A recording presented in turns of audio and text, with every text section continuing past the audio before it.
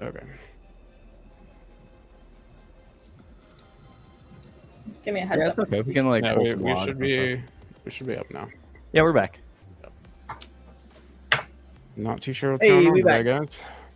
guys. Yeah, there you go. Omni's onto something. It's Christina's mic that keeps crashing the stream. It is not. Literally, it's not my fault this time. Oh, did you say mic? I thought you meant hat.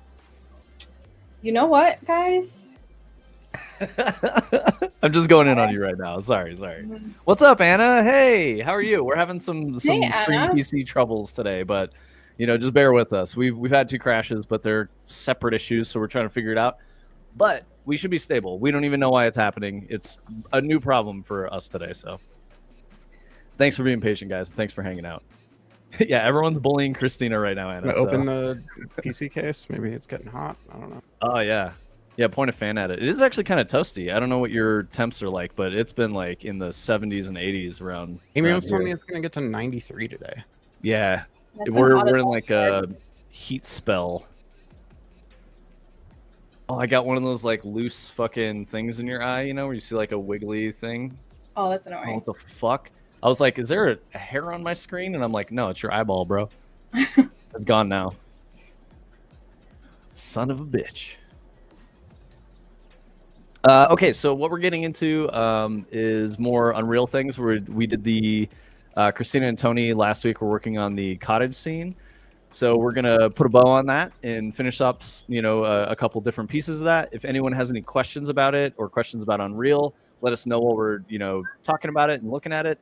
And then after that, we're gonna hop into probably some neighbor grid and Niagara particle effect thingies. So. That'd be cool. This guy needs a ban. Bearable music. Music Oloy. GTFO dog. Oh, here, I'm going to report this dude because Twitch acts on that really fast. Last week when we had a spammer, I reported them to Twitch and they got account banned instantly. Sweet. So let's see. I'm in my mod dash. Well, he's doing that. I just wanted to remind anybody who cares to grab your free for the month stuff on the Unreal Marketplace. It said it was like $370 worth of assets this month. Thought a few of them looked cool. I don't know. The inventory kits I tend to not be too interested in. Same with some of the low poly stuff, but I have a lot of low poly stuff from all of this free stuff, so maybe someday I'll make a low poly style something. But there's a few, very realistic looking cool assets in here, like this lookout tower one, which I think comes with this whole environment. And then this science fiction valley town kind of looks like Mos Eisley or something from Star Wars. It's pretty sweet. So there's definitely some cool usable assets in those. Make sure you just throw those in your library. There's no downside to it. You'll have access to them forever. You can throw them in any project. You don't have to ever use them. I've basically never used 90% of the stuff in here, but I didn't never really think to look in here for a long time either. And I've tried to, whenever I do need something now, I kind of try to go back through here and see if there's something that might be usable or something that I hadn't noticed I had before. So, yeah, Omni, go click all those. It's literally $370 worth of asset packs for free, and you just keep them. Anna, I don't know. I think you're just a gamer, right? But and you like hanging out with us for some reason, which is super awesome. We appreciate you. We love that. If you have Unreal, you should go click through that. And if you don't have Unreal yet, you should go get it. It's really fun and it's cool, and you can learn to make video games, hang out with us, and start working on your own stuff that, make something that you want to make, and that would be really cool. If you have questions about that and like you need us to help you, like, please ask, and we can help you get started in Unreal. We can tell you like what PC specs you need. It's not too much. You definitely do need a little bit of a robust PC to actually build anything. If you start getting a little crazy, like the machine will get really upset. But no, that's what we want you to get from us. If we can give you anything, is help in learning how to use this stuff. Yeah, I don't know if you heard any of that, Anna. Sorry, but hello.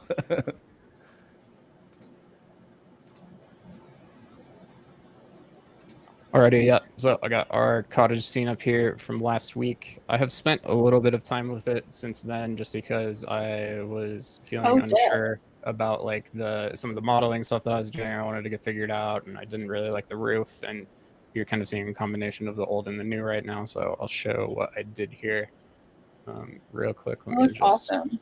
group up all this stuff here. Turn those off, and then we're going to turn this off. I just need to find the walls right there. Where's this one? Okay, there. So that needs to go in there too. Alrighty, so yeah, this is where we had left off last week. And one other thing that I had done is the lighting and the skybox. So we had talked a lot about ultra dynamic sky last week. I really do like that tool, and it is very powerful, but I was having a hard time kind of getting it to look exactly the way that I wanted it to. And that's because ultimately I was just kind of messing with a bunch of pre-made systems and a directional light in the Unreal sky atmosphere and stuff like that. But one of the ways that is often used in 3D whatever to get more realistic lighting is to use what's called an HDRI, which is basically a 360-degree photo of a real place. And that does a really good job of kind of projecting the actual light from that scene that you captured into a 3D scene. And so what I did is I just went on, I think it's Polycam, and they have free HDRIs, and I grabbed this one that was called like Sunny Trees in a Park. And so you can see it here. I'm actually inside of a giant ball right now that has this texture on it, like that. And there's nothing outside of it. It's all black like that. And then when I go back in here, though, like obviously the effect isn't super great when I'm up here and I can see the seams and all of that, but we're primarily concerned, you know, with being inside of this cabin and kind of down on the ground level here with Manny. And the effect is pretty solid, especially from in here, in my opinion. And they're really, I need to update some camera settings and stuff to really get it how I like it. But compared to where we were before, which I think I should be able to show you, I think this looks a lot better. So we have that. I can turn this off here. Everything will get very dark. And then if we just grab our ultra dynamic sky again real quick, pull that back in here.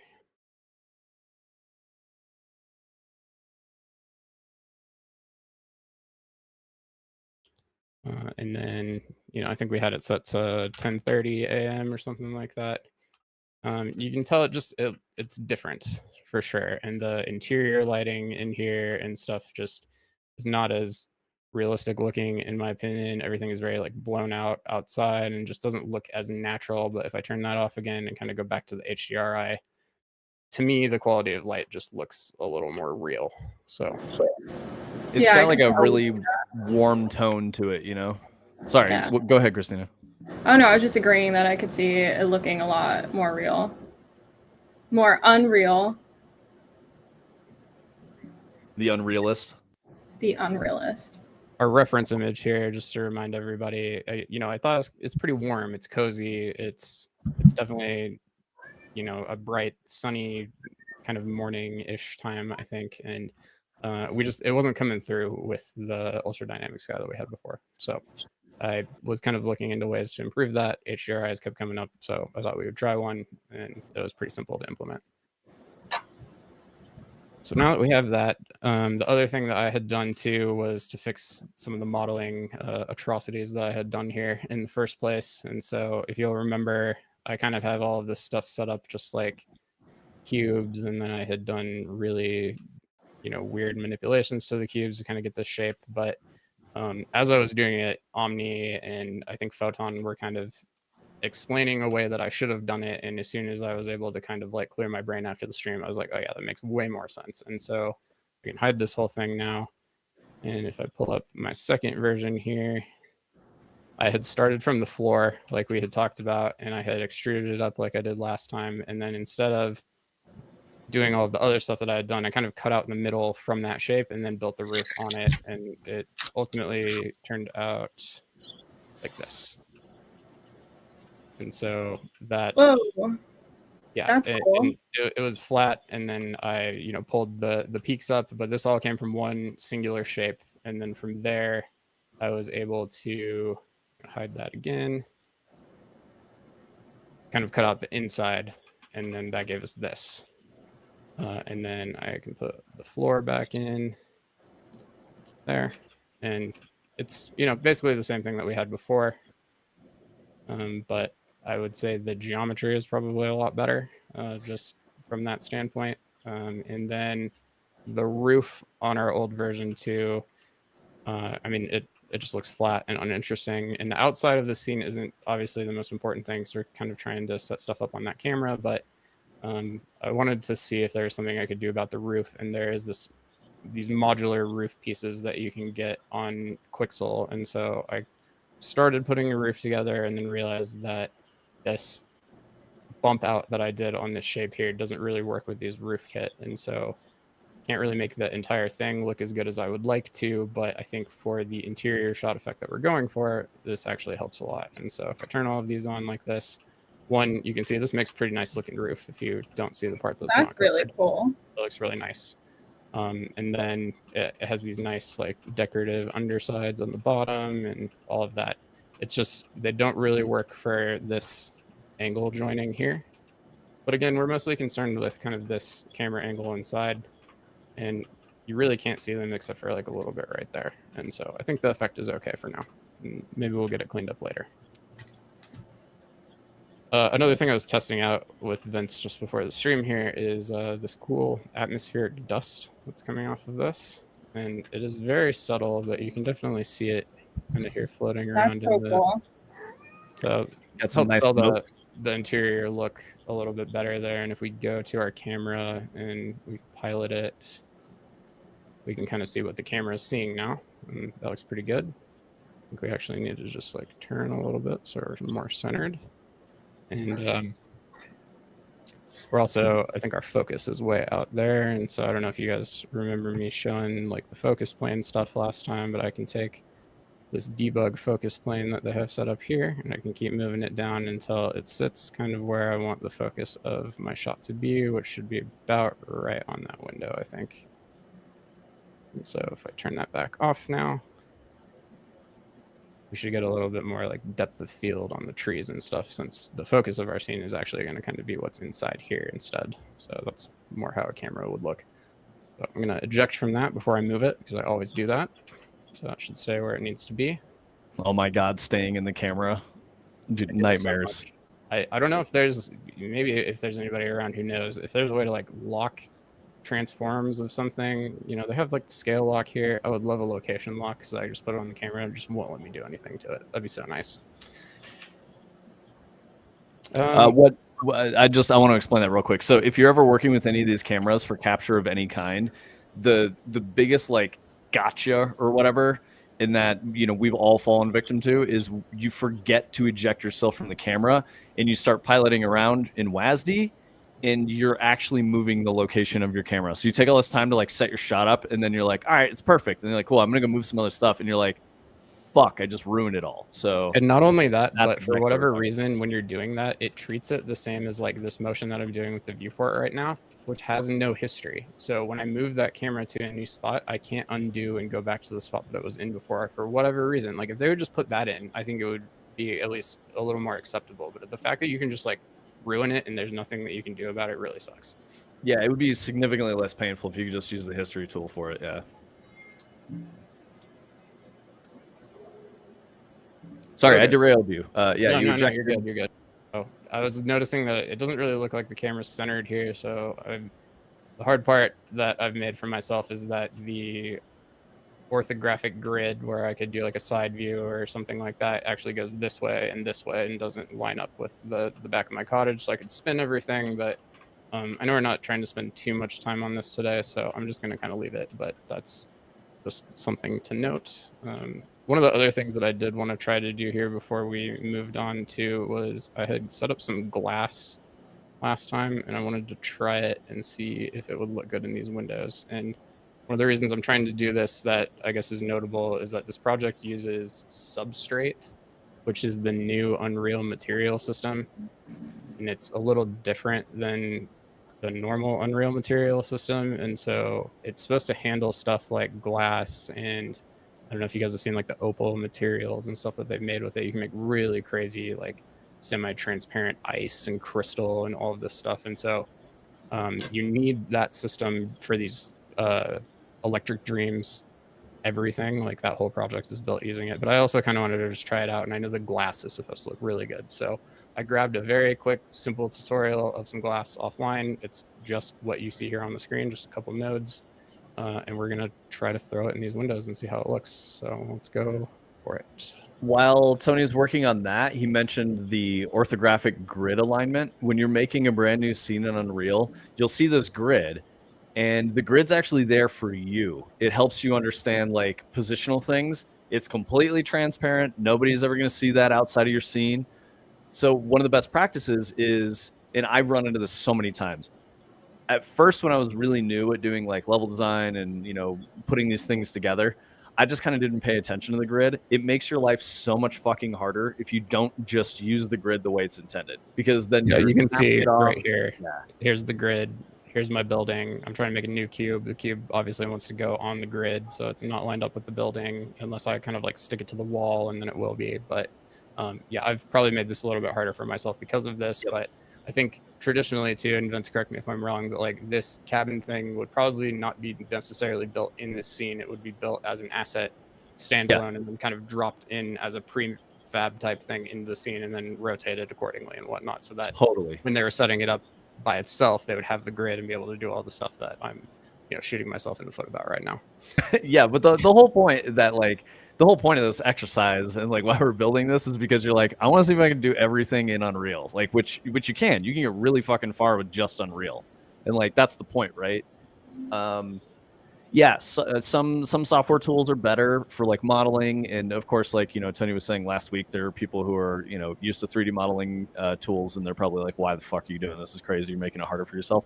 That's the point. It's a challenge. Like, we want to see what we can do with this tool, and we really like Unreal, and that's the fun exercise. So you can get really, really far without having to learn an entirely new tool. But if you want to get into like really doing this, I guess technically the right way, and the right way would just be like higher quality, less you know, fighting the tools, closer to like a really shippable asset. You probably want to use a different tool like 3ds Max, Maya. Maya is usually for more like movies, or Blender. Blender is great now. But the point is, when you get really good at this shit, you could be someone who isn't an environment artist, and you could get really fucking close to like what you're trying to convey, especially as a designer, by using these tools. And then you go, environment artist, this is what I want. I know this sucks. Make it better. And that's how it works.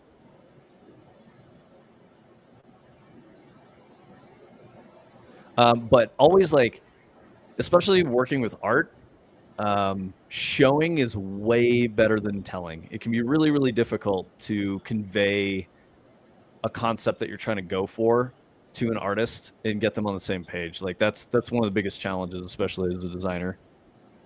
So any tools you can use to put your vision in someone else's head are valuable tools. Yeah, I mean, Omni, you don't need to stay within the lines, but life can sometimes be easier if you know when to stay within the lines and when to go outside of the lines. I think that's the whole point, is we're just trying to say, like, don't shirk them entirely, you know?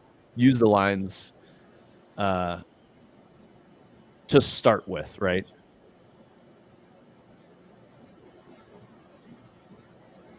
That was a pretty interesting effect. That's cool. Oh, shit. Very, like, refractive. Maybe I need to make it, like, thinner. Yeah, I think it's just way too thick. You're bending the light around the frame. That's cool.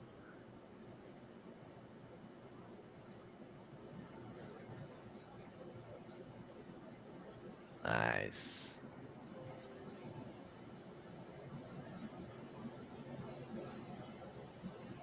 What material were you using on this again, Tony? The glass. That, like, yeah, is it just like Unreal default glass, or did you get? No, it's like, so I found a tutorial last week, but it uses the substrate system to make this transparent material. Yeah. What's up, FICO?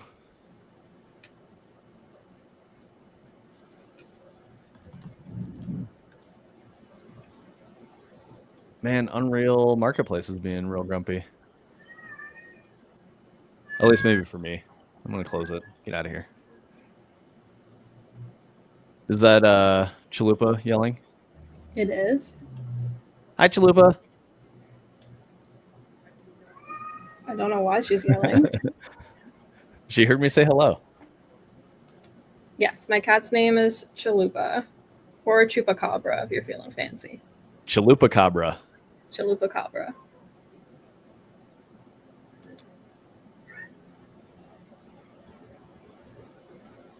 All right, I'm checking YouTube. Do we miss any YouTube chats? Definitely not. Nobody comes through YouTube chat.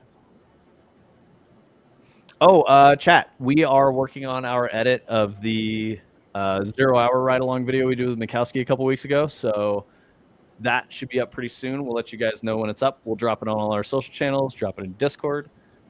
Just in case anyone new is out there lurking, here's our Discord. Please come through, join our Discord. That's the best way to keep in touch with us. And yeah, we're very active in there. It's not the most poppin' Discord, but we're growing. You know, that's how it goes.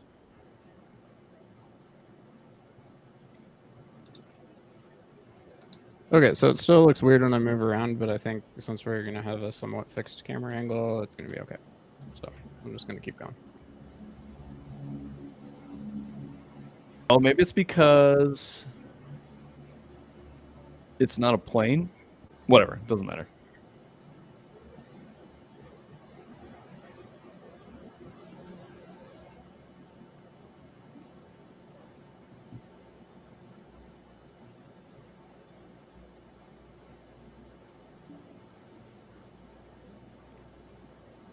Did you just make it super thin and it's still like all distorted and weird?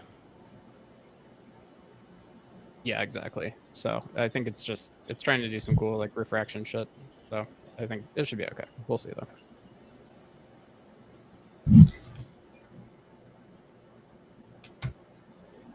Is it? Yeah, I keep wanting to like solve the problem, and I don't think it's necessary. Oh, I see what you're doing now. Making some more windows.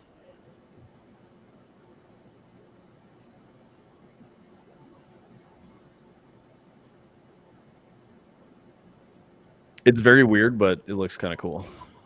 I have no idea I why it's like doing it. that.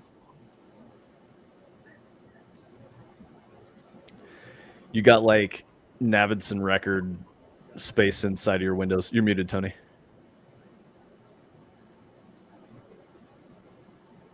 I mean, it's kind of supposed to be like a greenhouse a little bit in the front of it, so it makes sense. Oh yeah, for sure. I wonder why my camera's all blown out now. That's weird. Oh, The glass? I didn't turn the woods on, so we're just looking at the HDRI directly. That's why. Nice. Okay. All right. So yeah, that looks okay because we can't really see like the weirdness in the glass over there. I am kind of seeing like the edge refraction there, so I think that's a nice effect. Keep going. I agree.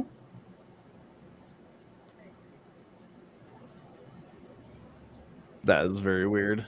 It's cool. I wonder if it's okay, kind of out here. yeah, maybe it's because it's like intersecting with Geo and it needs to not be inside of Geo. Let's try a plane just to double check ourselves. Use an Unreal plane here.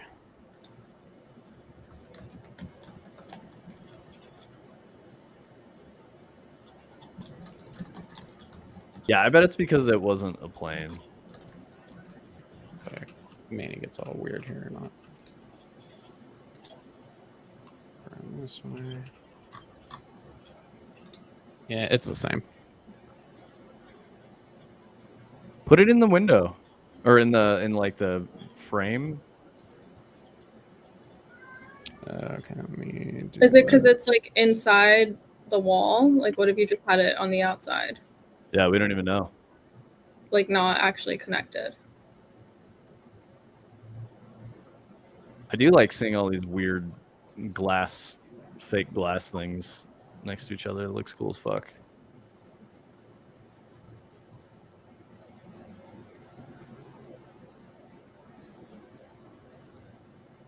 box. There we go.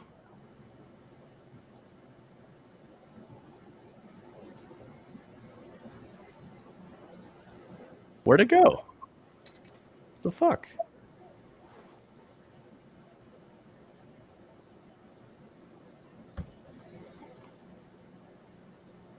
Ah, there we go.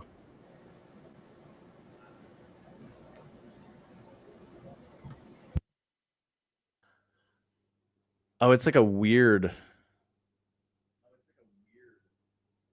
Maybe it's the glass material is just really funky. I think you're muted again, Tony. In the demo, he put it on like this sphere and shit. It looked very cool. But yeah, I guess he didn't actually use it as like a flat plane. Yeah, it's all good. I think this is cool stuff. I'm curious about it. Fuck it. What are we doing? So we got Windows. What are we doing after Windows? This might have been kind of towards the end of what I had in mind, but we'll see how it looks.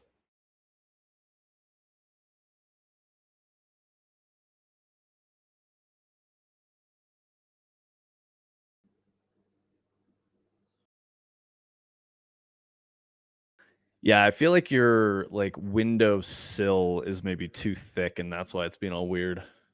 Who fucking knows? That's cool. It's like an impossible space. I'm into that.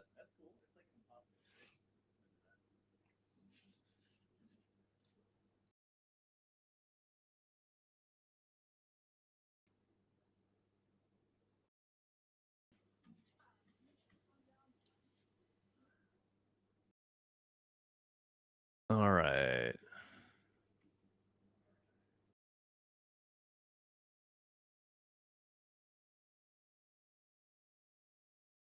Oh, that seems a little better. Whoa.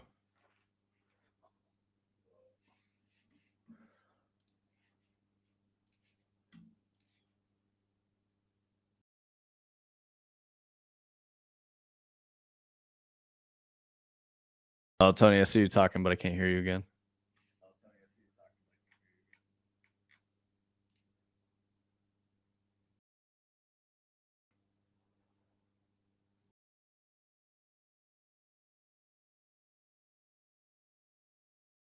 Oh, it was like one of the. I'm just experimenting with like the index of refraction here to see if that. It seems like it's fixing it. Yeah, there you go. Nice. That seems a lot better. Yeah, that looks better. Okay, cool. Sick. So yeah, I mean, I can keep going here. I think kind of next steps are really just going to be more like starting to build out the actual scene here, and then like maybe like messing with camera settings for a while and get it looking a little more like that. But I can also just move over to the neighbor grid coin stuff too. So I don't know if anybody has an opinion. Was there anything else you wanted to get into on it? Yeah, like I said, nothing specific. I could definitely keep jamming on this for quite a while, but I just, want to keep it moving, keep it interesting. So Yeah, for sure. Yeah. I guess it would just be like if Christina wanted to see you build anything else, which we can always tell her later. So yeah, let's just move on for the sake of stream so that we've got some more stuff going on. All righty, well, give me one sec here and put this back up.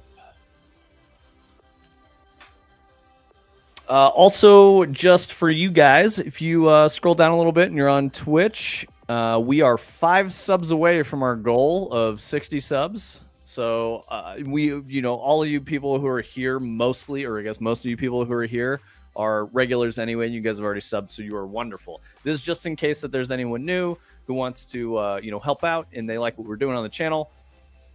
We only need 5 more and then we hit 60, and that's a big goal for us. So thank you. And thank you for all the support that you guys have already provided us. You guys are amazing.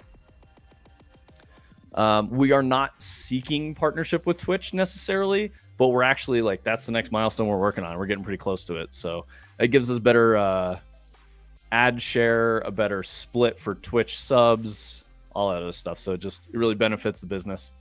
But yeah, that being said, you guys don't need to sub. And anyone who has, you guys are fucking amazing. And thank you so much.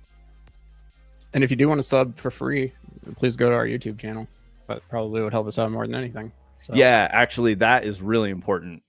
So about that, we're about 250 subs away on YouTube, which is free, from the next tier of monetization with them. So we've got, I think, supers right now are available on YouTube. But if we get to 1,000 subs, which we're at 656, if we get to 1,000 subs, then that helps us get AdSense. So then if any ads play on our videos, like our successful Destiny related video that we did, that one was pretty big, we can actually make money off of that video if we get to 1,000 subs. So yes. Christina, we moved on past the cottage. I heard. And okay, cool. Tony, is there a way for you to share that in Griefforce with me and I could do the interior? Because that would be fun. Absolutely. Yeah, maybe that's something that we should aim to do on next Wednesday. Awesome. So we'll like work to get you set up before then, and then you can kind of drive on the next one. Yeah, absolutely. I was gonna say we probably won't do any of the perforce source control setup on stream. Chat just for you guys, because like we don't want to dox ourselves and give you guys access to like the IP information for our like where we keep all of our data and stuff. That would suck. Only because it opens us up to vulnerability. That's all. But yeah.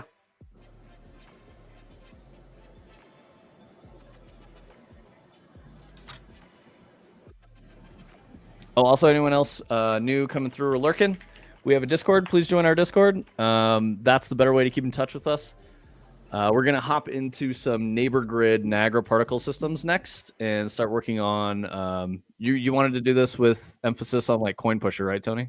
Yeah, cool. Yeah, the entire reason, for anybody who's been following along this whole time, that I had started doing this neighbor grid stuff was because I was trying to figure out a way to make the coin pusher more performant and work better, because currently every time we add a coin to the coin pusher, it's just another static mesh that's simulating physics, and it is very hard on processing, and the more and more that you add, the harder and harder it gets. This neighbor grid system kind of can simulate exactly the same thing that the coins do, but it uses a particle system, which is effectively just a lot more optimized for being performant and taking advantage of stuff that in GPU technology and all sorts of stuff like that, where you just can't really do that with even instant static meshes like we were doing with the coins traditionally. So I put this project down for a while just because I was, got pretty deep into it and wanted, now I think I'm ready to come back, and I want to get the coin pusher, looking better and, being even cooler and adding new stuff to it. And this is kind of the main thing that has been in the way. So no major plan here. I am going to kind of just YOLO on this and see what happens. So you guys are going to be along for the ride. I have this like placeholder map that I had used to make one of these neighbor grid sphere setups at one point, and I'm just going to probably just use this to start, because it kind of, if I hit play, the drawer will push and it'll do some of that basic stuff that we need. So let me just get this going. I know also that there's this like blur thing happening right now to the camera that I want to make stop. So I'm gonna turn that off first. It might be on the game mode.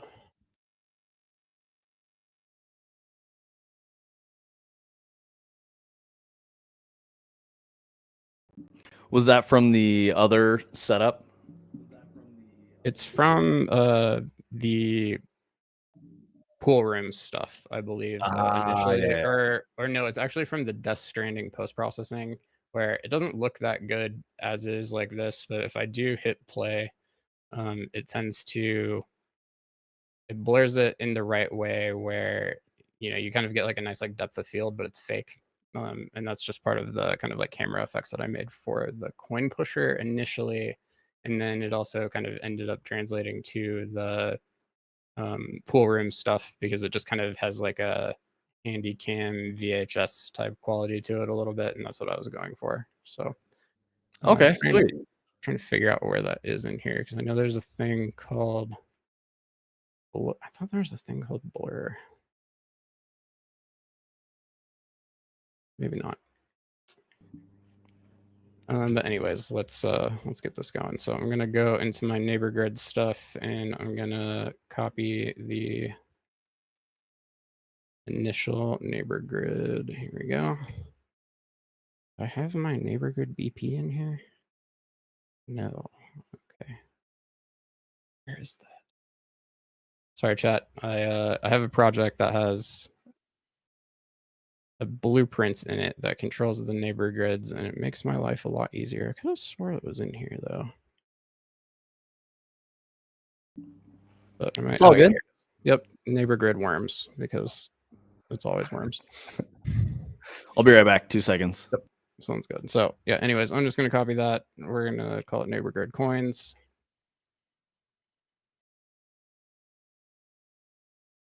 And the only reason I have this blueprint set up is it has a bunch of kind of expose on spawn properties that I can use to control the various things that the particle system is doing through the Niagara properties.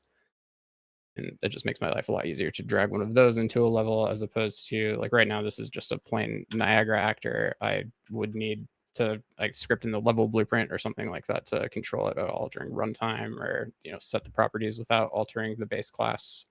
So that's a big reason that I do this. So I'm gonna pull this in here. It's just gonna start doing exactly the same thing for now, because it's based on that old one. Neighbor grid only works. I still don't understand why this is, but I'm sure there is a good reason that I haven't figured out. But it only works correctly when it sits at 0, 0, 0, and then you can offset it from there to cause it to kind of ultimately end up where you want it to be. And so that's another thing that I've built into this blueprint here, where I can type an offset in here and start moving this thing, into the level where I need it to be. And you can see it down here, trying to get it about in the center where I need it to go.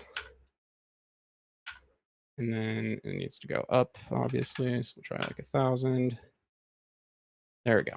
And so I'm going to try to get it up on the top. So it's probably going to need to be 1,500. And then we need to go back maybe 1,000 so that it ends up there. A little bit farther. And then it looks like we got to go over just a smidge farther than we already did. That looks pretty good. So you can see right now, these aren't colliding with each other. So the neighbor grid part of the system isn't actually working. And that's because I have to set the grid size here. Right now it's 1,000 by 1,000 by 1,000, and it's coming from that 0, 0 location. So it's actually, somewhere over in this corner. There's 1,000 by 1,000 by 1,000 area where that simulation would actually work. And a lot of the time what I would do is I would move the whole level so that the point where the neighbor grid spawns just stays at 0, 0, 0. That makes my life a little bit easier.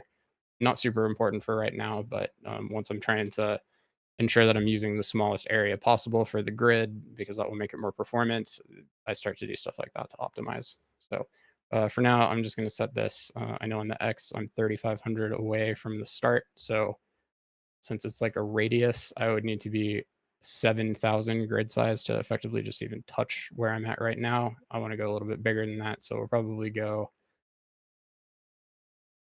at 10,000, maybe 12,000. Let's go 12,000. So if we do that now, the Y and the Z aren't correct yet, so it's still not working, but we know that we went back 1,500 on the Y, so that means that we need a minimum of a 3,000 because it's like a radius type thing again. So we'll probably just set that to 5,000 to be safe.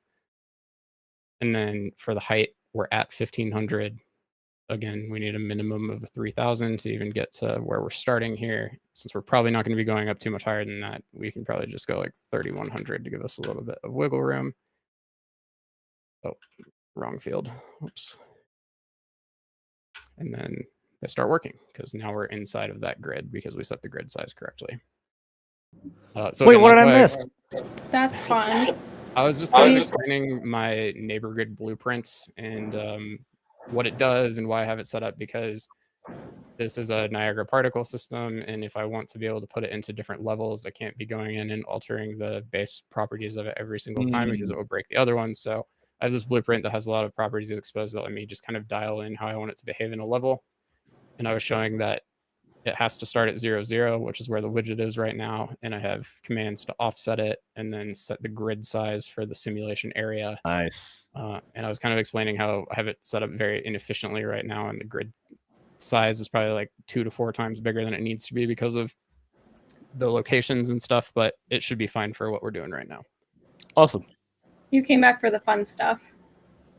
I have other fun stuff in here too, like spawn rates. I can make this go even faster. I can set how long it will spawn them once the game is playing before it stops. So I use that to kind of like, 250 per second times 10 seconds. I know I'm going to get 2,500 particles. It gives me a fairly easy way to control stuff like that. And then they're spawning out of a sphere area, so I can set how big that area is that they can kind of like randomly appear in, and that will cause them to kind of explode out a little bit less because they're not colliding with each other instantly when they spawn. And those are kind of the main things that I've been using to do a lot of the stuff that you've seen me do with this so far. So now we need to, step one is basically just make these spheres coins, make sure the physics interactions that they're doing with each other and with the environment look the way that we would expect them to. And then there's going to be a lot more that we have to do from there around making them spawn in specific locations, making them despawn when they get to specific spots, all of that. I've figured most of that stuff out over time, and that's why I haven't approached this until now, is because I had to kind of get all the pieces. So I'm going to turn this off of...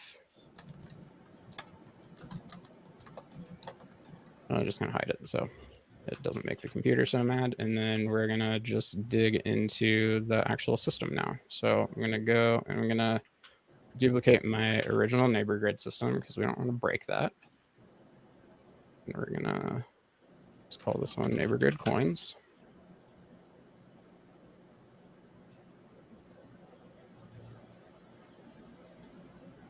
Alrighty, we're going to open it up, and this is the neighbor grid blueprint. My hope is that we add our coin static mesh in here as the particle shape, and it might work. I don't know. We're going to have to see kind of what happens from there. So I do have coins set up. If we go back to the coin pusher here. That'd be sick if it just fucking worked. That'd be awesome. It would. Sometimes it'd be like that, though, 100%. So I don't actually... This project has evolved a lot over time, so I don't remember what coin we're actually using in the main thing, so I just gotta go and look here real quick.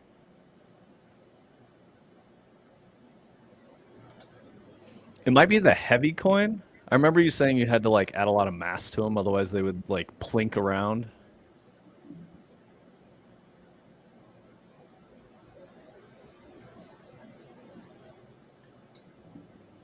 Like they were like tiddlywinks and not like coins, Like they're made of like thin plastic.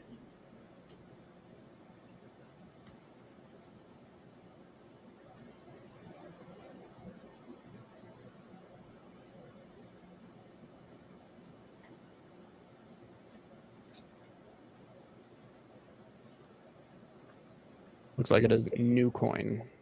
So this is one reason you should keep your project organized and clean, because then you won't have to spend any time doing stupid stuff like that. But yeah.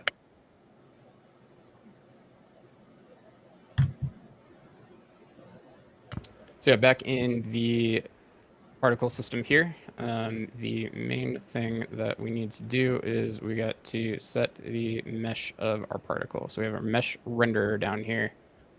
Niagara is kind of a deep and complex thing, but the big understanding that I gained as I kind of went through this is kind of that this list of stuff, in a way, it kind of cascades down to ultimately control what is going to happen, and you can kind of read through it, and once you kind of draw the connections between the pieces, it makes sense to me. So you have the emitter itself, which is the thing that's going to create the particles, and you can control what happens when it spawns. So kind of like initial setup stuff when the game starts playing. And then for every tick, you can also control other stuff that's going to happen. And so stuff like spawn rate, if I change the value that's associated with that each tick, it will adjust the spawn rate over time, stuff like that. And then you have the same thing for the particles themselves. You control what happens when they initially spawn, and then what happens each time they tick while they're alive until they die. And then we have these extra modules down here. This is the neighbor grid stuff that's kind of hooking into the particles and giving them physics and making them collide with each other. And then ultimately, all of that data gets piped into whatever the renderer is down here, which is generally either sprite renderer, which is going to render flat 2D sprites, or a mesh renderer, which is going to render 3D something, a 3D mesh. And right now, it's just a sphere, as you can see here, and it has this neighbor grid material on it. And this neighbor grid material purely just has this input for particle color on it because we have a thing inside of the particle system that gives it a random color. And I believe that's an initialized particle here. And so you can see particle spawn, initialized particle, and then we have this color mode, random hue saturation value. And I can set this hue shift range from 0 to 1, and that's basically what gives them a random color every time they spawn. And it just goes through like that. So we're probably actually going to want to get rid of that. I'm going to leave it on for now, though, see if maybe if it'll change our coin colors, because that would be interesting. And we're going to set this guy to new coin, which we determined was the thing that we needed here. And again, I don't think this is just going to work, but we're going to find out. So got that set up. Now I need to just hook that into that blueprint for the coins that I made so that my life is a little bit easier.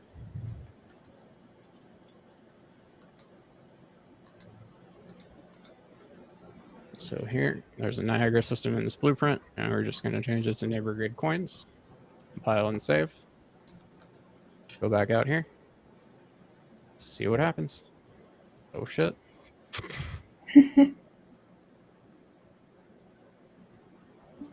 I mean, It kind of worked. This is very, they're not rotating. They're like UFOs, but it kind of seems like the collisions work. So Yeah. very tiddlywinks. Very tiddlywinks, totally. Yep. Painful confetti. Interesting. Okay. Well, it's a start. That is a start. So funfetti cake. You know, it's like I think they're too small. Probably there might be somewhere to start. So this is where we just kind of start going through. We go back to our system, and we can start looking. So we got the scale set to 1. I think this is actually up here from the initialized particle. So yes, so we're setting the radius to 25. I think if I set this to say 100 just as a test and we save, then we should be able to go back out and see if they got bigger. Yep, look at that. So that's good because that's kind of just the same properties that we were already working with, and it means that we don't have to change too much and everything should be a little more straightforward. And so exciting. I like how the light hits it.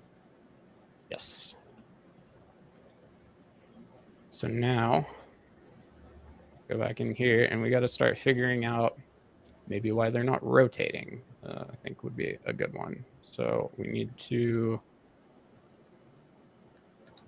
I'm not 100% positive where this one is going to be in here. So I'm just going to kind of look around a little bit and see, because there's one in particle update where you can add all of these physics properties to the particle. So each tick, these influences will happen on it, such as gravity and collision. This collision specifically with the environment. Drag kind of slows things down, like air resistance and that type of thing. But then you can do a solve forces and velocity. And so that kind of like takes all of that together and puts it onto the particle so that it will behave physically accurately. And so just trying to see if there's something in here, because this seems like the thing that would maybe be preventing them from rotating or something like that. It's more than likely that the particles themselves actually look like they do rotate in this preview window, though, which is interesting. I don't see any here, though. And I guess maybe just for solidarity's sake, let's run a simulation, because sometimes what will happen is things will behave a little differently when you're kind of just like letting it run when the editor's not actually simulating the game or not, but it looks like they're still not rotating. So let's figure out what's going on there. I'm going to hide this too, because it will just keep making particles until my computer crashes. So, but just clicking the eyeball hide button on there will completely solve that. Because the way Unreal treats something is if you can't see it, it doesn't exist in terms of like processing power, unless you very specifically tell it to continue to exist. Okay, so if we go back in here, let's take a look at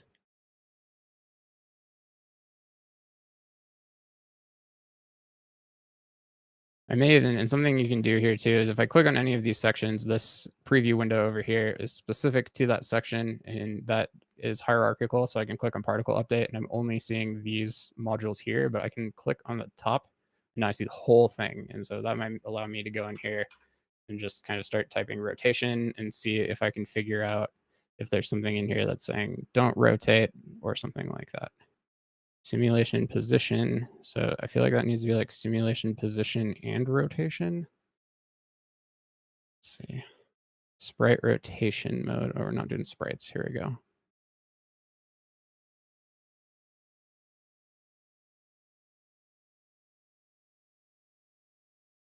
Rotation mode default. I don't think that's right though, because this is all just initial transform stuff, I believe. Yeah, because if we scroll up, we're in particle spawn still. And so I guess that's another thing that I probably should have guessed here is that it would have to be an update because it's something that's going to be happening after it spawns and as it ticks. So I'll look at update and we'll see that we are looking for, there's rotational drag of 1. I bet you that is why. If we've set that to 0, that means that there's no rotational resistance. I think 1 means that there is 100% rotational resistance. And so that's what was preventing that from happening. So let's do that. And let's go ahead and unhide here. Science, bitch. Dang it. I thought for sure that was going to be it, but I don't know if that was. So let's see. Go back there. Rotational drag. So let's check our drag here. Rotational drag is 0. Drag is 0.3. Reduces each particle's rotational velocity. Yeah, that should be 0. Looks good.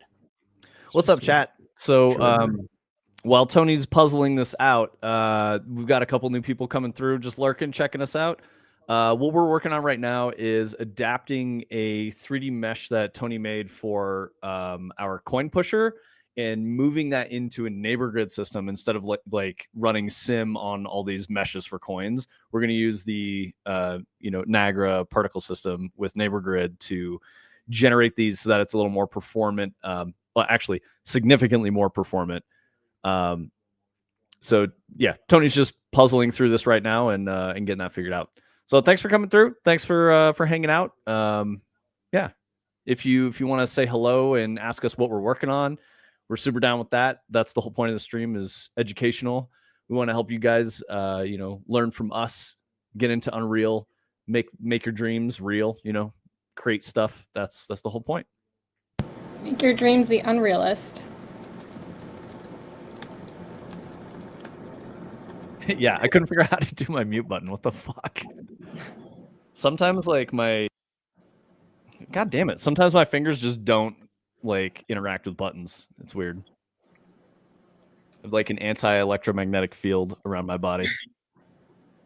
Thanks, Colonel. Oh, Chad, I think we found the magic checkbox that solves all of our problems, such as always exists when you're trying to do something in Unreal. But this solve forces and velocity has this checkbox in it that says manually enable rotational solver, and it says by default the solver only solves linear velocity of particles. If add rotational velocity or mesh rotation force modules are used, the solver automatically enables additional behavior to solve the rotational velocity of a mesh. So that sounds pretty much exactly like what we need. So I'm going to check that. It says this variable is static and cannot be changed at runtime. Okay, so that just means that we have to set that now. Let's see if that helped. So we go back now. Oh, they're moving. Yeah, they're rotating, dude. I don't think they are. It looked like they were in your little window in the blueprint thing. Yeah, they already are in the preview. That's the annoying thing because they already were too. That's shit, Anna. Anna, thank you so much. Your support is amazing. You've given so much. Thank you. Let us know what we can do to help you. If you just like vibing with us, that's totally valid. But we wanna give you some more value if you can think of something. But thank you so much. Also, welcome, Colonel Bros. Can we get some trees in chat, brother?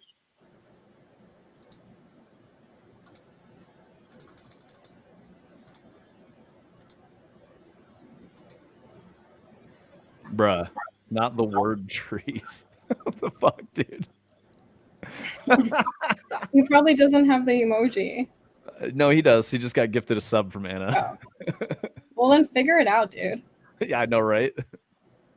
Why am I not doxing Colonel Bros? Oh, you can yes, it's same totally though. cool.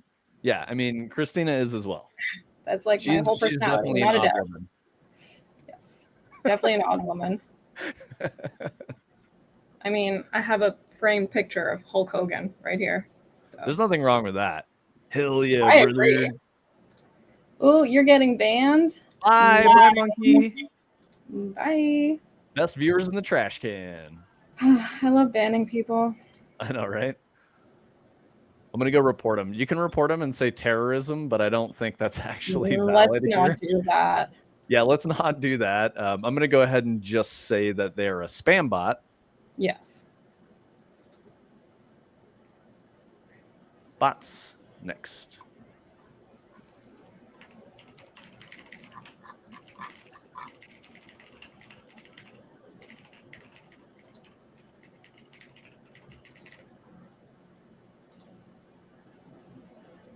Bye, bot. You're going to go away. Twitch bans you almost instantaneously, so good night. Bye. Also, that sucks for that person because they probably just got fished and lost their account. So, rip monkey binks. Oh shit, humanities. Let's go, Anna. That explains your like charity and support. That's sick. Well, thank you. History. Wow, that's cool. I am terrible at history. Personally and world history. Well, I want to talk about books because I'm reading historical nonfiction right now. God. I know it's very weird. I normally read sci-fi fantasy stuff, but this one has been great. It's called Empire of the Summer Moon, and I can't recommend it enough. And I've talked about it so many times. People who talk to me on the daily are annoyed with me mentioning it, including Is that FICO. the one they just made a movie about? It's similar. You're thinking of Killers of the Flower Moon. Oh, yep. It's Killers of the Flower Moon's not historical nonfiction. I want to say it's historical fiction, but it's kind of set around the same period. It's basically like the end of the frontier, the realization of manifest destiny and stuff like that, and like the struggles with the native people and the Western mindset. It says biography. Yeah. So it's actually about Quanah Parker, the last and greatest Comanche chief, and the rise and fall of the Comanche Empire in North America, which is really cool. Very fascinating. Really interesting information. You were a teacher for middle school and high school? Dang. You're a champ. Sick. Those are tough ages too. Yeah, for real. My cousin's a middle school math teacher and it's rough. And I personally, I don't think I could teach high school right now. Just dealing with Gen Z. Are they still Gen Z in high school? Is it different generation now? Well, is it Gen Alpha? What's the... That's like middle schoolers currently, I feel like. Okay. That's a stupid name. Don't call them Gen Alpha because they'll be like, oh, bro, we're alphas, bro. And be like, no, you wear fucking Crocs. Shut up. You don't have a job. Seriously. Exactly, Anna. So if you like Bury My Heart at Wounded Knee, Empire of the Summer Moon is kind of in that vein. Especially if you like history, it's really, really, really good. I don't read historical nonfiction. It was a hard sell for me, but one of my friends was like, dude, it's really fucking good. You got to read this. So I gave it a shot, and I haven't really been able to put it down. It's fantastic book. I'll give that a try, Anna, because I don't really read a lot of nonfiction anymore, but I feel like I probably should. I love fiction too. Fiction is great. I feel like my lack of rotation might be coming actually from the neighbor grid logic. It to me is kind of looking like it only is doing position. So that's probably just an update that I need to make to that. I can move on to some other stuff in the meantime, but actually it might try to experiment here by go for it, dude. I mean, you would have never known with the spheres, right? Like you would have never seen the spheres rotate, so you wouldn't have known. Exactly. Yeah, because they're flat spheres. Yeah, exactly. And so here Very is interesting. with, that's weird because this is no neighbor grid stuff turned on and it's still not working. So maybe that theory is not correct, which is probably good because I don't want to have to touch that stuff if I can help it. I know, right? Yeah. So, okay. Well, that's good because that means that the problem is definitely up here somewhere. It's weird. I almost kind of want to just like spin them, just like put 1,000 rotational force Do it. on them and just like see what happens. So let's see. Yeah, see, I don't give a shit about that unless maybe I put them on the wrong one. Let's see. Let's try this one. Just like hit them all the directions at the same time. I do like the tiddlywink explosion. Oh, there we go. Oh, you got it? Well, Stream I mean, is delayed. It's doing something. Yes. So Oh, it's doing shit. That's sick. definitely doing something. Okay, so Yeah, eating everywhere now. that means what if we just take this, set these back to 0, maybe make it like just a little bit that on there. Oh, okay. So are they like, I just want to see them like behave. I need to chill this out a little bit. Let's see. Spawn rate like 20. Okay, they have way too much rotational force, so let's give them like 10. Okay, there we go. Oh, see? Now they kind of look right. Do they just have permanent rotational force? That oh, it's because it's on update. See, it's on tick. We're adding 10 every tick. It's just getting faster and faster. Oh, so they start going berserk. Nice. That's awesome. That needs to be like, I don't know. I wanted it to happen once. Maybe we can we move it into spawn? Yeah, let's see. Module has unmet dependencies, solve forces and velocities. Apply initial forces module after this module and spawn. Particle update. Okay, so cool thing about Niagara is when you break stuff like this, or you have unmet dependencies, a lot of the time this thing will explain why, and then you can hit fix and it just puts the thing in for you that you need. So that's awesome. Hell yeah. So let's see what that did. So what I'm doing now is I just added a little bit of spin to it when it initially spawns, and then we're going to see if that makes it behave more correctly. And it just keeps spinning at that rate. I just want it to like get a little spin, you know? Yeah, or like take, physics impulses that make it spin, right? Yes, exactly. So it's interesting because like you see in the solve forces and velocity, like we have rotational solver here. This is taking in like effectively just the orientation of the mesh and its velocity and its inertia and stuff. And it seems like that would be solving these things if they would work. But let's see. So take that off. Let's see. I'm just gonna see if there's a way to like not have it keep doing the rotation. No, that seems like that needs to be there.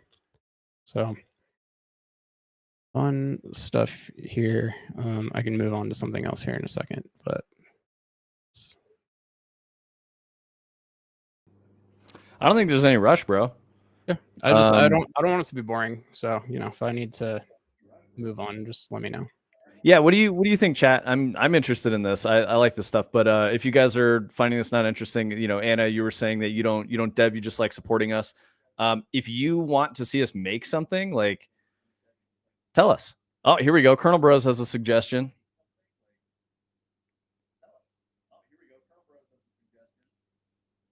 Stop rotation on collision? What? I think you meant like when I was initially like rotating it infinitely. It's a little hard with particle systems to create like super bespoke per particle behavior like that. That's one of the reasons that this whole like neighbor grid thing in the first place is kind of revolutionary, because it does that, but there's some drawbacks to it, like some of the stuff I'm running into right now, obviously. But yeah, it really feels like It's very likely that there is just like a checkbox or a very specific setting here that I'm not getting right, and then this will all kind of start working, is really the way that I'm feeling about it now. And the only reason I feel like that is because if I turn off these neighbor grid steps here, obviously the per particle collision stuff is going to stop working, but the coins themselves still behave exactly the same, and that's ultimately what I'm trying to figure out. So,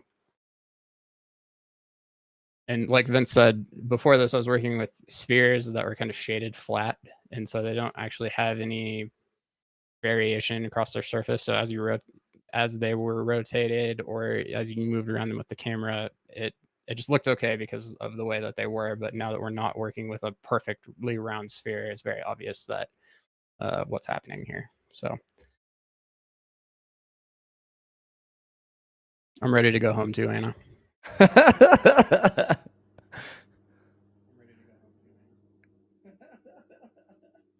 Work is done. All right, awesome. Well, thank you for coming through anyway. And I've said it a couple times, but I know you're in Discord. If you want to like play a game with us on Thursday or Friday, or like when we're not streaming, whatever is a convenient time for you, holler. Let us know what you like to play. If there's anything like multiplayer or anything like that. We've played quite a few times with Omni, with FICO. Trying to think of who else like really comes through. We've had Burnout in a few times, but Burnout usually just comes in and like yells at us for a bit and then just disappears suddenly. I apologize if I'm missing anyone. Josh is great. He comes through. Yeah.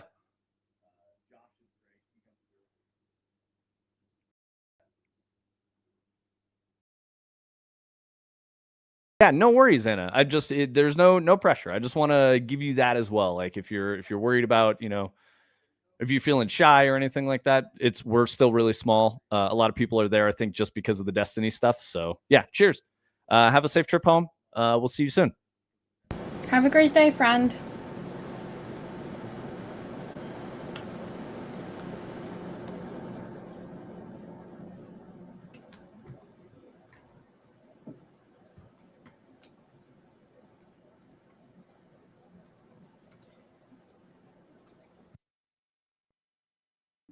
Just don't forget which switch it is, Tony, when you figure it out.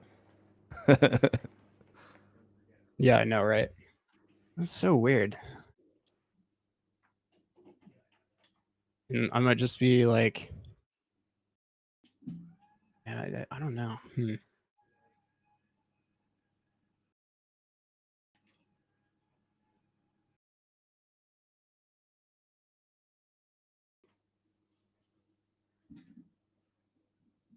Well, I had a thought. I'm pulling up a video from our good friend Game Dev Micah here because I was just going to point out something that I remembered seeing recently on one of his things that he was making. Oh my god, Okay. so much though. Hold on. Yeah, he does a lot of Niagara stuff. Yeah.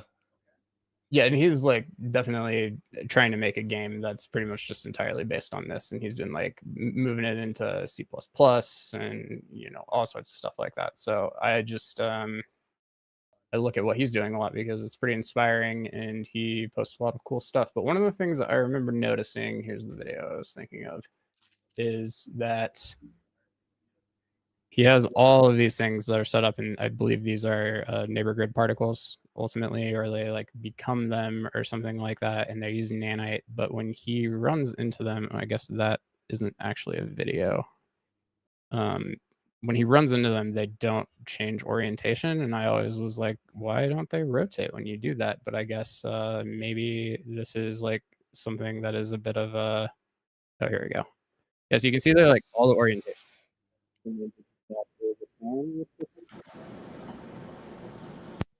I don't totally understand why some of them don't, but a lot of them do, and I don't really understand why that is. So Yeah. But that might be what we're running into here. I am admittedly just kind of trying to figure this out as we go here, but it's all good, dude. didn't really expect that to be a limitation. Colonel Rose had a question I was going to answer. Yeah, we're working on a couple different games actually. We are working on one flat game and 2 VR games that we're pretty invested in.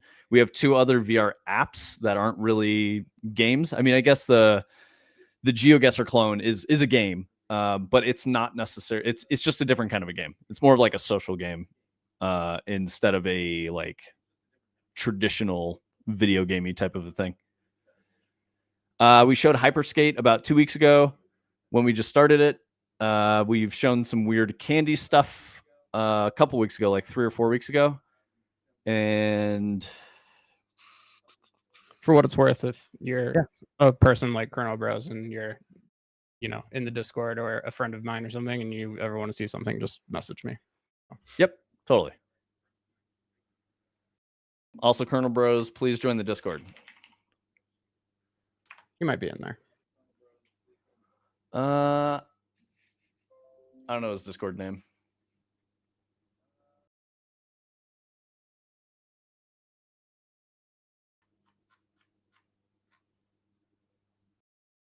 Yep, he's in there now. I remember his Discord name. Yeah, so potentially Steam, basically, like if we're making VR games, if we are able to partner with Meta, it'll be Quest first party release. It's basically whatever the best deal is for us. If no one wants to sign a deal with us and we're publishing the game, it'll probably be a Steam release. Yeah, because you can just do that. You just have to pay Steam a cut of your sales. We're all set up for it. We just have to basically just make the product and get the page up. So, yeah, if no one wants to partner with us on that, like they will after we release stuff, so it's fine. It'll happen either way.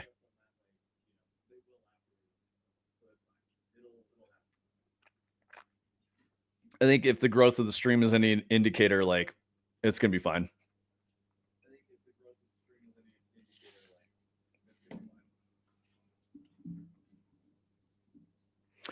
But if you are an investor and you're watching, new thought why they're infinitely rotating is because I turned the rotational drag to 0, so they have 0 rotational friction. Let's try like 0.5 and then go back to what we were doing before, and just to try it. Let's see. Oh, is it flipping? Oh, we got flippers. Oh, but that's like constant flipping. Never mind. You can see they're still kind of rotating, not really like following gravity, but the drag eventually should stop them. But I don't know why they're not like sitting. What? Very weird. I wonder if they have like the wrong collider shape. Ooh, that's a good consideration.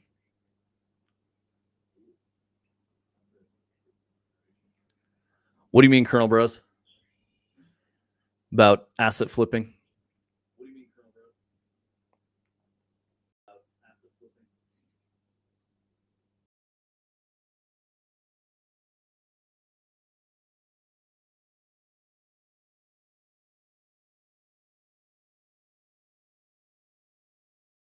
So did you give them like an initial spin and then put drag on it so they slowed down to see if that like changes or anything? Bro, Redfall is rip. That studio closed. So I think that's probably a really bad example if you're trying to make a compelling argument there.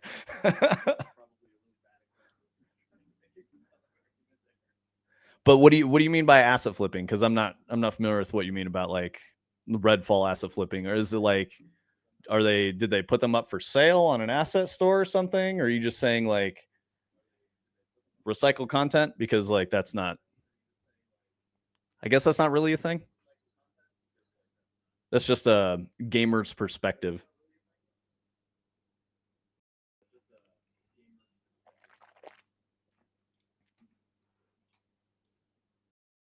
The biggest like asset flip examples I can think of are like, what was that one the day before? Somebody went through and figured out that was like pretty much entirely Unreal Marketplace. Oh, I got you. Yeah. He might be talking about, I showed him the early cut of the only up thing that I made. Yeah. Definitely not a AAA game, but yeah. Yeah, so that's interesting. I mean, like that's pretty normal. Like indies do that all the time. There's a couple games I've worked on where that was a part of like the art pipeline, was just grabbing shit off the asset store and, you know, then making a clone of that, or like just shipping that asset if the rights were available to be shipped in that way. It's pretty normal. It's usually more expensive to pay an artist to make novel art. Wait, is it working, Tony?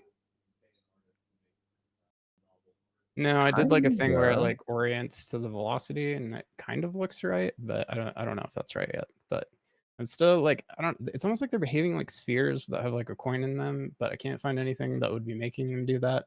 So Mhm. I'm not totally sure, but it feels like, I don't know, we're kind of getting somewhere. Hell yeah. Yeah, it's we got separate, or you know, different axes of rotation now, which is good.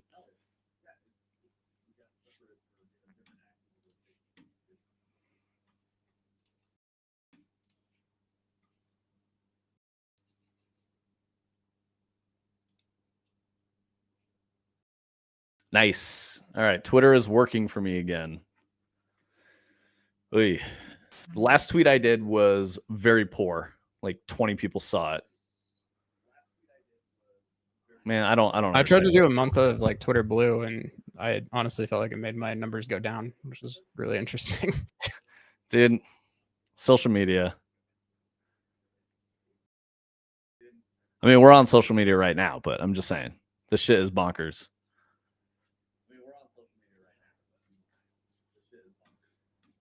Okay, so it almost feels like if I can get the orientation of these things right, so that when they stop, they lay flat, that might actually work right. But they should be set to lay flat when they have no, or like by default, and they're like stopping at this weird off angle. I think I'm just gonna like keep talking about what Colonel Bros mentioned. I think it's not necessarily a bad thing to ship or like use assets from the asset store. The asset store stuff is really, really good for like rapidly getting through a prototype or a vision and stuff like that. When you go closer to shipping, our plan is to basically like hire freelancers. You know, if we can't afford to hire a full-time, you know, art person, because we're still looking for that. We need an art person. You know, I've got design and direction for creative stuff. Tony's got engineering, direction, processes, pipelines, like all that's nailed down. So we just need like the third pillar of the, you know, traditional game disciplines.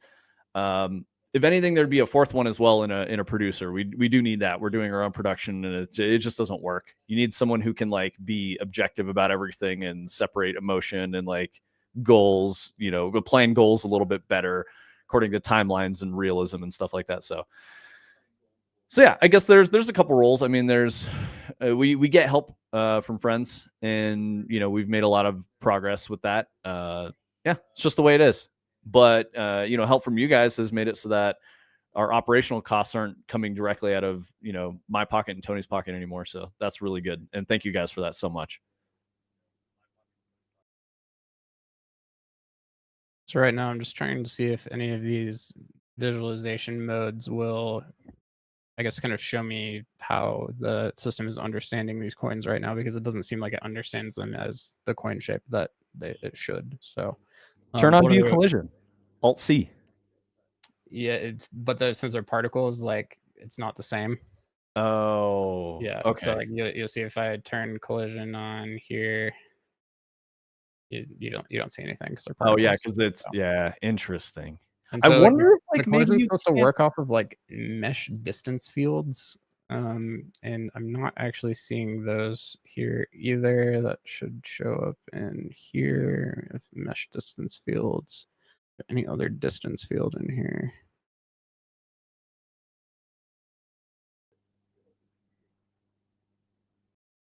Yeah, and so I'm not seeing anything in here. Like all of these colors are the distance fields that are generating for all of these meshes, which is what you would expect. And then, oh, it's not really seeing. You can definitely see something's happening that we can't see in this visualization mode, which is unfortunate. But maybe we could look at like.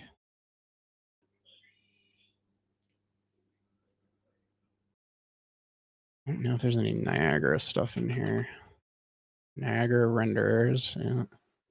But yeah, this will be a new fun problem to solve, to be honest. But it should be that's very pretty cool crazy when it's done. And maybe just well, we got the last 15 minutes here. I don't really feel like I'm gonna make it anywhere too interesting otherwise. So I'm gonna go to the old coin pusher just so we can give some idea of where we're coming from and what we're trying to fix and all of that. So I can get this going. We can even turn on the fun Twitch stuff. Give me a second.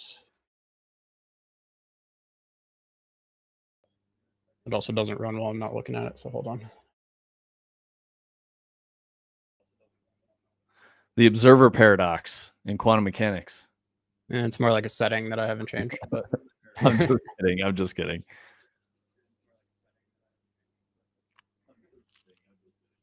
If you look at it, chat, it works. If you don't look at it, it doesn't do anything. Okay. Coins should be enabled now. Go crazy. Okay, Yeah. so chat, the way that works, use your points, your channel points.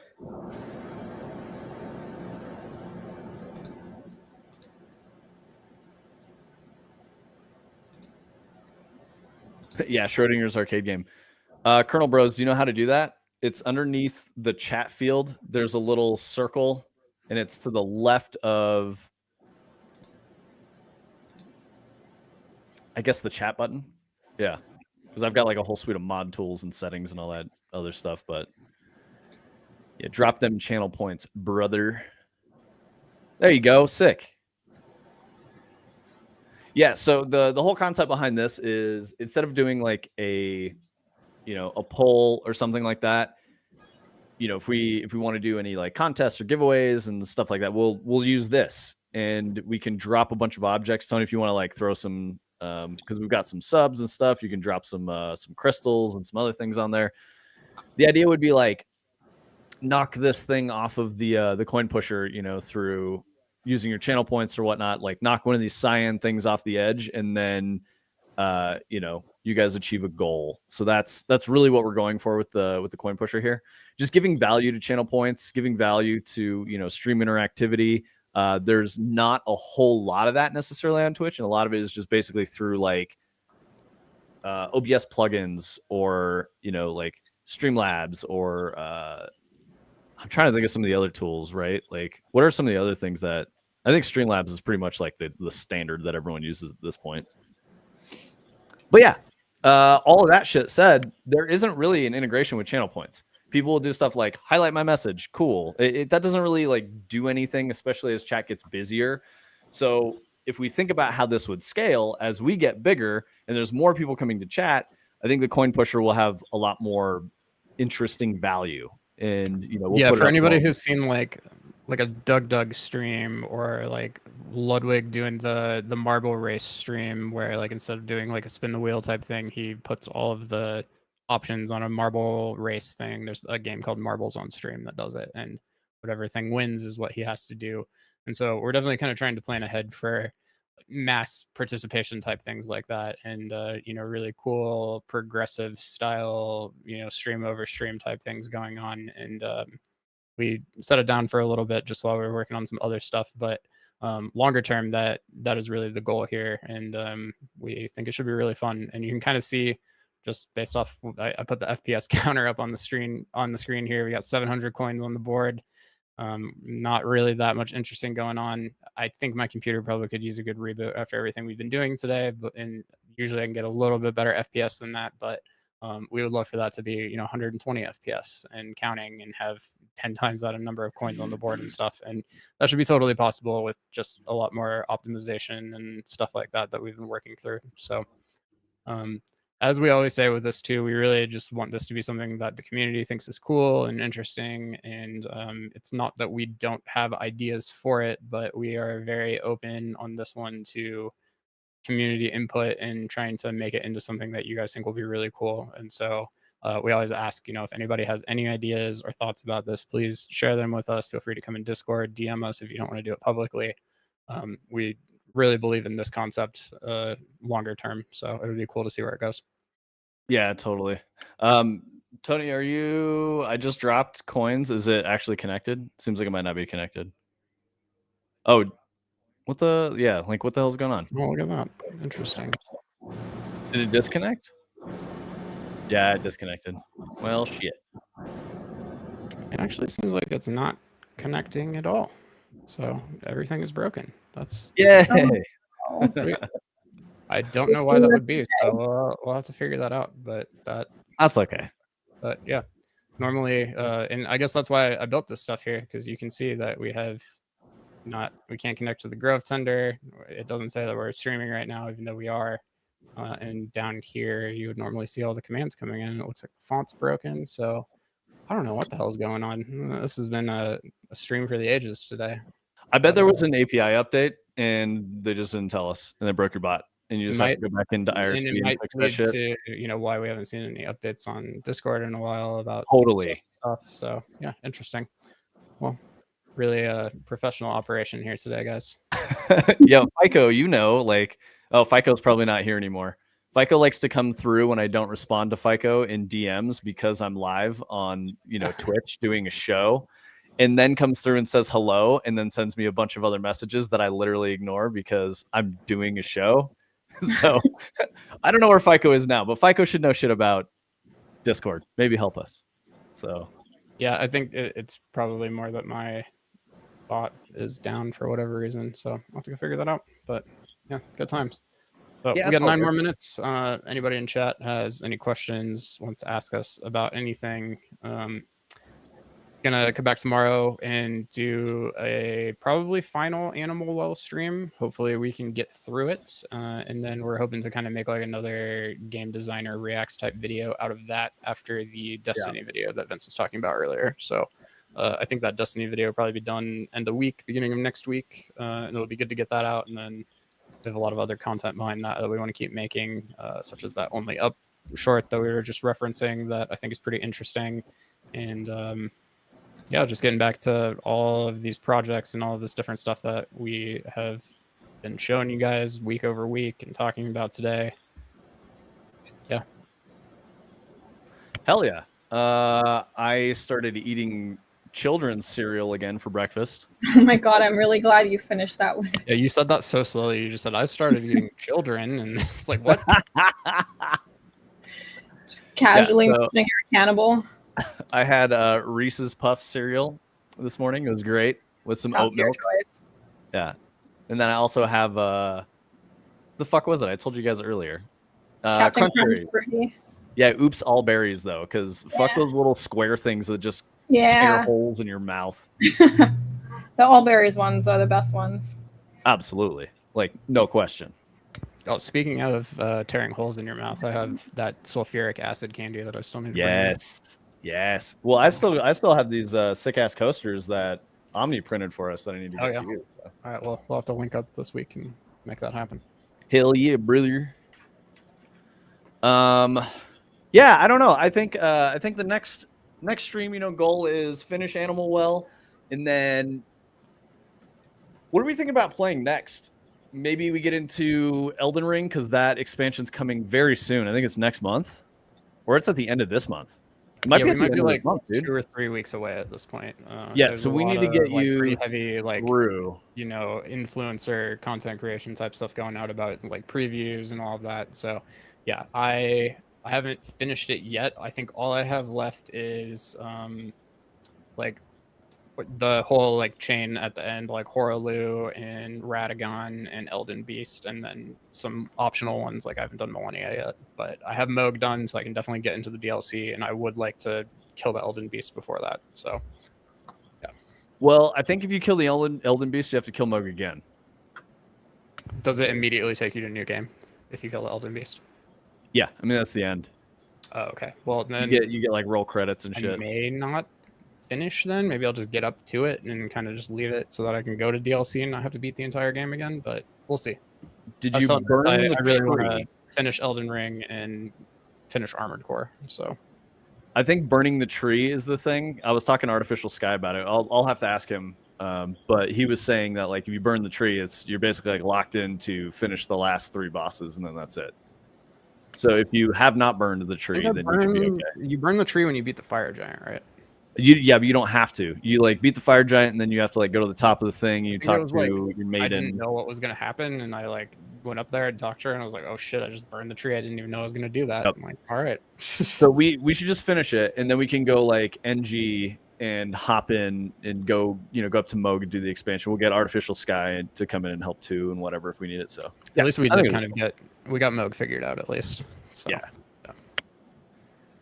and I'll have a better build. I want to redo to like a faith strength build again and be like a paladin, so because that sounds cool to me instead of like the intellect and like weird dex strength mix that I am now.